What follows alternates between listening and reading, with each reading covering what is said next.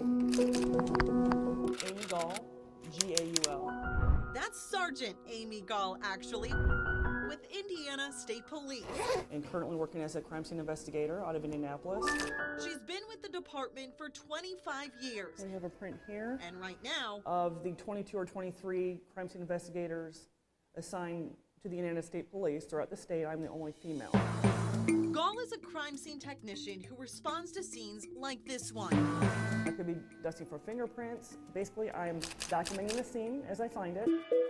She's worked several cases that made both local and national headlines.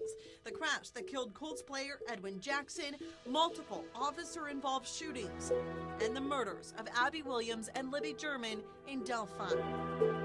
I could be juggling 5, 6, 7 cases at one time. Gall collects critical evidence, sometimes breaking a case wide open. For her, a guardian angel helps guide the way. When I was 10 years old, my grandmother was raped and murdered in her own home.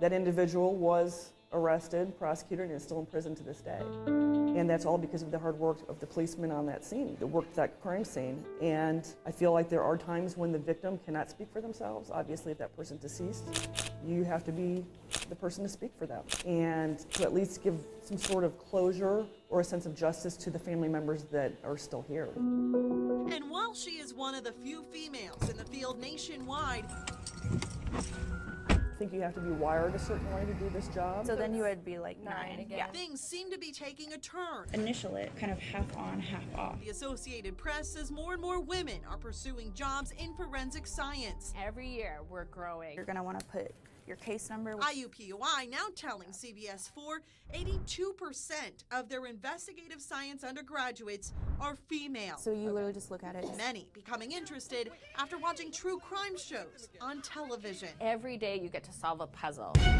But beware, both Professor Picard and Sergeant Gall say what you see on prime time isn't always accurate. Hey, I got a suspect. TV is not realistic. What's the biggest difference between TV and real world? Usually takes about 12 hours. Time is a big difference. You know, it doesn't happen in a 45-minute slot.